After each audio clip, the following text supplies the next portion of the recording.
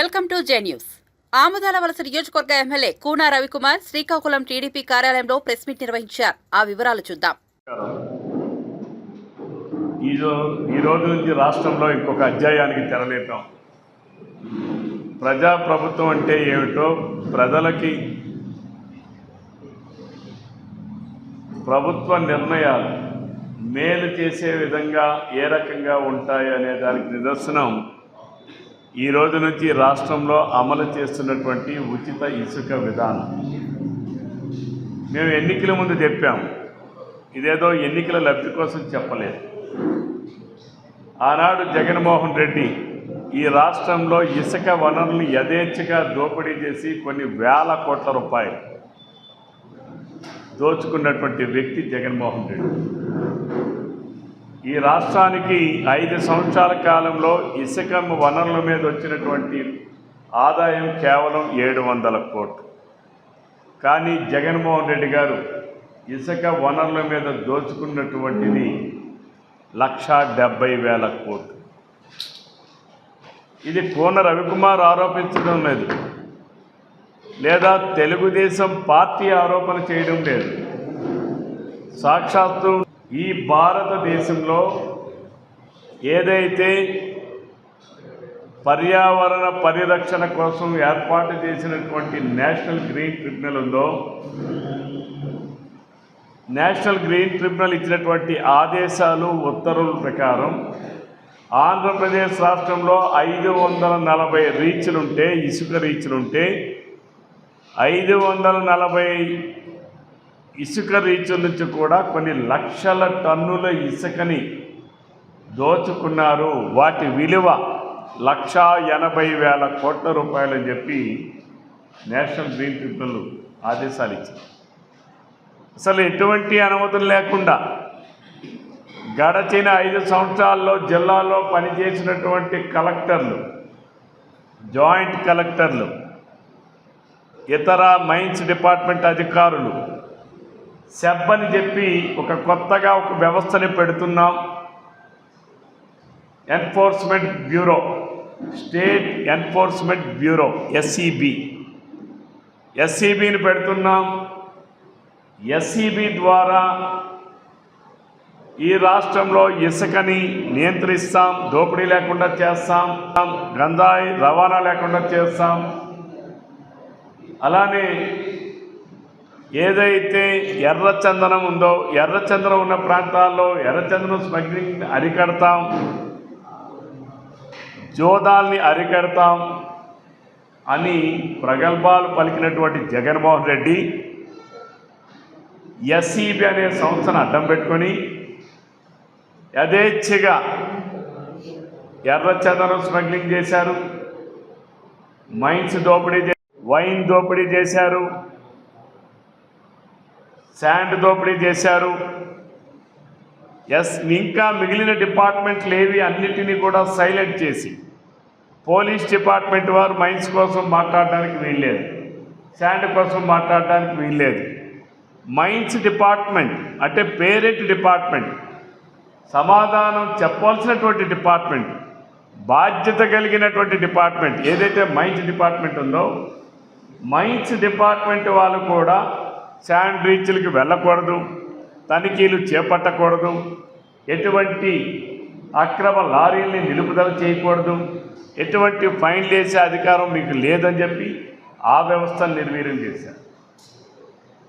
సెబ్బని మేము సంస్థను పెట్టాం, వాళ్ళే అన్నీ చూసుకుంటారని చెప్పి ఆ సెబ్లో పనిచేసే అధికారులు కూడా వందిమాగదలను పెట్టుకొని యథేచ్ఛగా ఇసుకని దోచుకున్నటువంటి అక్రమాల గనుడు ఈ జగన్మోహన్ రెడ్డి. నేను ముఖ్యమంత్రి గారికి విజ్ఞప్తి చేస్తున్నాను, ప్రజల తరపున డిమాండ్ చేస్తున్నాను, భవన కార్మికుల తరపున డిమాండ్ చేస్తున్నాను.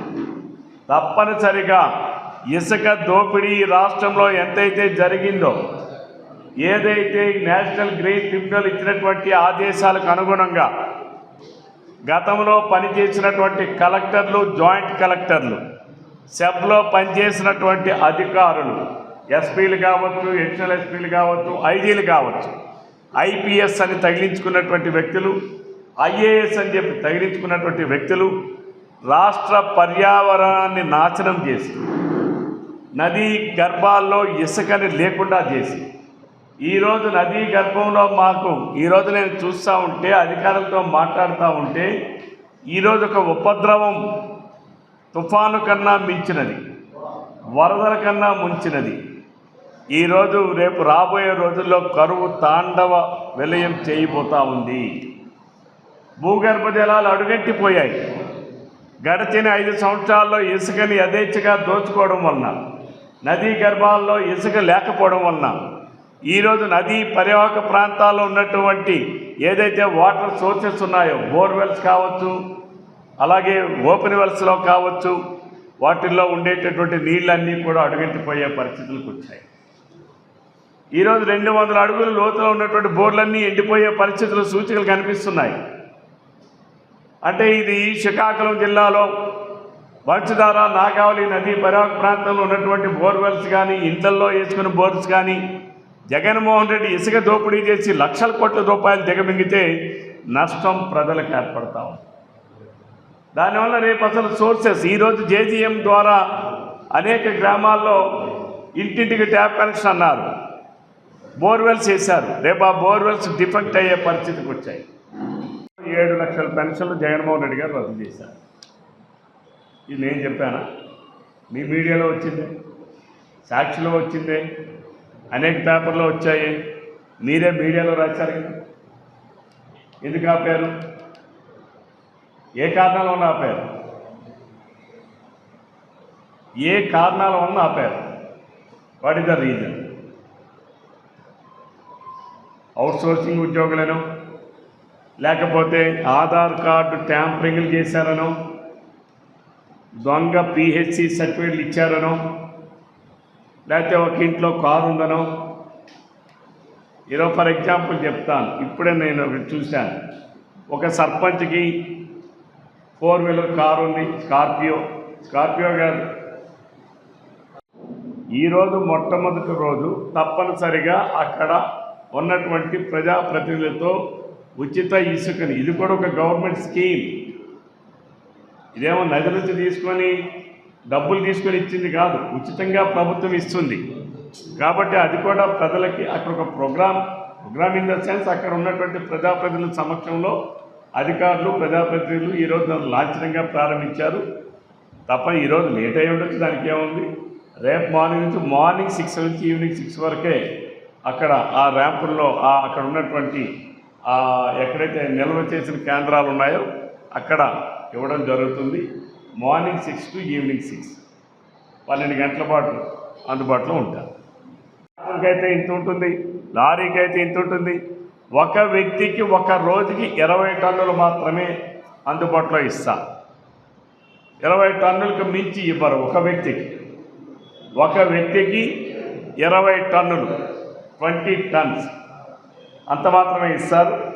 ఇది ఈరోజు ఎక్కడైతే మన జిల్లాలో 2 ఉన్నాయి, ఆ 2 దగ్గర కూడా ఈరోజు ప్రారంభించారు. అక్కడ 340 రూపీస్ పర్ టన్ అక్కడ లోడింగ్ ఛార్జెస్ తీసుకొని ఇస్తున్నారు.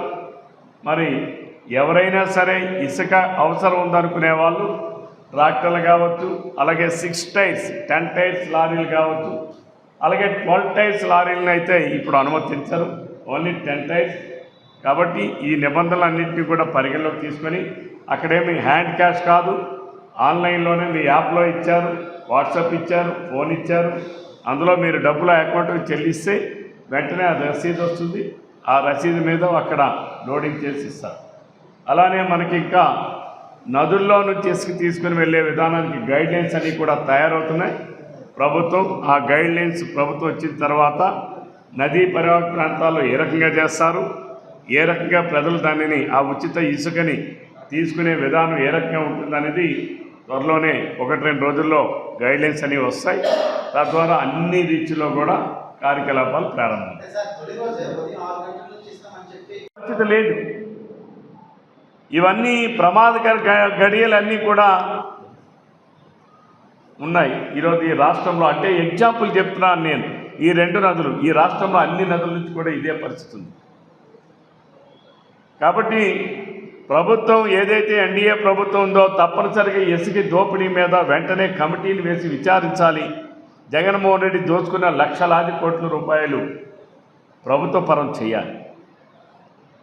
ఈరోజు నేను ఆ రోజు భవన కార్మికుల కోసం చంద్రబాబు నాయుడు గారు విజయవాడలో ఏదైతే ఆక్షన్ విధానాన్ని పెట్టి జేపీ వెంచర్స్ అని ఒకే కంపెనీకి రాష్ట్రం మొత్తం ధారాదత్తం చేసి ఆనాడు లక్షల కోట్ల రూపాయలు దండుకోవడానికి దోపిడీ చేసేయడానికి పథకం వేశాడో ఆ రోజే తెలుగుదేశం ప్రభుత్వం తెలుగుదేశం పార్టీ 4 సంవత్సరాల క్రితం చంద్రబాబు నాయుడు గారు ఒకరోజు దీక్ష చేశారు. భవన కార్మికులకు సంఘీభావంగా ఆ రోజు ఒకరోజు తెలుగుదేశం పార్టీ 2 రోజుల పాటు దీక్షలు చేశాం. విజయవాడ నడిబొడ్డున చేశాం. భవన కార్మికుల పక్షాన పోరాడాం. భవన కార్మికుల పక్షాన నిలబడ్డాం. జగన్మోహన్ రెడ్డి ఇసుక దోపిడీ వలన, ఇసుక ధర విపరీతంగా పెరిగిపోవడం వలన భవన నిర్మాణ రంగం కుదేలైంది. అలానే రియల్ ఎస్టేట్ రంగం కుదేలైంది. దానివల్ల ప్రభుత్వానికి రావాల్సిన ఆదాయం పడిపోయింది. దానివల్ల భవన కార్మికులకు ఉపాధి లేకుండా కోల్పోయారు. ఈరోజు ప్రజాప్రభుత్వం చంద్రబాబు నాయుడు గారి నాయకత్వంలో ఎన్డీఏ కూటమి, తెలుగుదేశం, జనసేన, భారతీయ జనతా పార్టీ కూటమి ప్రభుత్వంలో ఎన్నికల ముందు 4 సంవత్సరాల క్రితం తెలుగుదేశం పార్టీ చెప్పాం, రేపు మరలా అధికారంలోకి వస్తాం, ఉచిత ఇసుక విధానం తీసుకొని వస్తామని చెప్పాం. తర్వాత జనసేన పార్టీ కూడా చెప్పారు. భవన రంగ కార్మికుల కోసం ఆనాడు పవన్ కళ్యాణ్ గారు కూడా పోరాటం చేశారు. జనసేన పార్టీ కూడా ప్రజల్లో చైతన్యం చేశారు. ఈరోజు వారి ఇరువురు నాయకులు ఇచ్చినటువంటి మాట, భవన కార్మికులకి ఈ రాష్ట్రంలో ఉపాధి దొరకాలి, తద్వారా ఈ రాష్ట్ర ఆదాయం పెరగాలి, భవన నిర్మాణ రంగం ఊపందుకోవాలి, అలానే రియల్ ఎస్టేట్ రంగం ముందుకు రావాలి, తద్వారా ఈ రాష్ట్ర ఆదాయం పెరుగుతుందని నమ్మి ఉచిత ఇసుక విధానం, ప్రజలకు ఉచితంగా ఇసుకిచ్చేటటువంటి విధానానికి ఈరోజు శ్రీకారం చుట్టారు. ఇది తెలుగుదేశం పార్టీ ఇచ్చిన మాటకి కట్టుబడి ఉండడం. ఇది ఎన్డీఏ ప్రభుత్వం, ఎన్డీఏ పార్టీ ఇచ్చినటువంటి, కూటమి పార్టీలు ఇచ్చినటువంటి మాటకి కట్టుబడి ఉండడం. జగన్మోహన్ రెడ్డి లాగా మాయ మాటలు చెప్పడం, నాకు మేనిఫెస్టో అంటే ఖురాన్, బైబిల్, భగవద్గీత అని చెప్పి మాయ మాటలు చెప్పడం, 98% పూర్తి చేశానని చెప్పడం, ఇవన్నీ కూడాను దిగజారుడు మాటలు మాట్లాడినటువంటి జగన్మోహన్ రెడ్డి ఇప్పుడు సమాధానం చెప్పాలి. ఫర్ ఎగ్జాంపుల్ చెప్తున్నాను. కాబట్టి మీరు దయచేసి మీడియా కూడా సహకరిస్తే జనైన వాళ్ళందరికీ ఇవ్వాలి, ఇర్రెస్పెక్ట్ ఆఫ్ పొలిటికల్ పార్టీస్. అనర్హులు ఎవరైతే ఉంటారో, దొంగ సర్టిఫికెట్లతో ఉంటారో, ఆధార్ కార్డులు ట్యాంపరింగ్లు చేశారో వాళ్ళని తప్పనిసరిగా ఉంచాలంటారా, కొనసాగించాలా? చెప్పండి మీరే. తప్పు ఎప్పుడు చేసినా నేరమే కదా. ఏమ్మా, నేరమేనా కదా? అది ఈరోజు నోటీస్కి వచ్చింది, ఈరోజు ఆపుతారు. కాబట్టి అది నేను జిల్లా అధికారులకు కూడా విన్నవిస్తున్నాను. దయచేసి ఎక్కడైనా ఒక పెన్షన్ ఆగిందంటే వెరిఫై చేయమనండి. అంతేగాని వెంటనే మీరు ఇచ్చేయండి ఆ టూట్ అని చెప్పి జిల్లా అధికారులకు కూడా, మళ్ళీ నేను చెప్తా ఉన్నాను, శ్రీకాకుళం జిల్లా అధికారులు కూడా వెరిఫై చేయాలి తప్ప తొందరపడి ఆదేశాలు ఇవ్వద్దు. ప్రభుత్వం ఎక్చెక్కర్, మీరు ప్రభుత్వానికి జవాబుదారీ, ప్రజలకు జవాబుదారీ, అర్హతలు ఉన్న వాళ్ళకి జవాబుదారీ, అర్హత లేని వాళ్ళకి కాదు. ఈ విషయాన్ని జిల్లా అధికారులు కూడా గుర్తుపెట్టుకోవాలి. థ్యాంక్ యూ అండి. ఈ 25 రోజుల్లోనే 65 లక్షల మందికి పెన్షన్ల పెంపు, 4,000 రూపాయల పెన్షన్ రెట్రాస్పెక్టివ్ ఏప్రిల్ నెల నుంచే ఇస్తామని చెప్పి అధికారంలోకి వచ్చిన 18 రోజుల్లోనే ఇచ్చిన మాటను నిలబెట్టుకున్నటువంటి నాయకుడు చంద్రబాబు నాయుడు గారు. అలానే ఉచిత ఇసుక విధానం తీసుకొస్తామని చెప్పి కనీసం పట్టుమని నెల రోజులు కూడా దాటక ముందే 25 రోజుల్లోనే ఉచిత ఇసుక విధానాన్ని ప్రవేశపెట్టి ఈరోజు ఈ రాష్ట్రంలో ఇళ్ళు కట్టుకుంటున్నటువంటి పేదలకు కానీ, మధ్యతరగతి కుటుంబాలకు కానీ, పెద్దవాళ్ళకు కానీ, భవన నిర్మాణ రంగ కార్మికులకు కానీ, అలానే భవన నిర్మాణ రంగానికి అనుసంధానమైనటువంటి యాక్టివిటీని పెంపొందించడానికి, బిజినెస్ని పెంచడానికి ఈరోజు చంద్రబాబు నాయుడు గారి ప్రభుత్వం, ఎన్డీఏ కూటమి ప్రభుత్వం తీసుకున్నటువంటి నిర్ణయం దోహదపడుతుంది. ఇది ప్రజలకు మరొక కానుక అని చెప్పి చంద్రబాబు నాయుడు గారు ఎన్డీఏ ప్రభుత్వం ఇస్తున్నటువంటి మరో కానుక అని చెప్పి ఈ సందర్భంగా తెలియజేస్తూ సెలవు తీసుకుంటున్నాను. Thank you.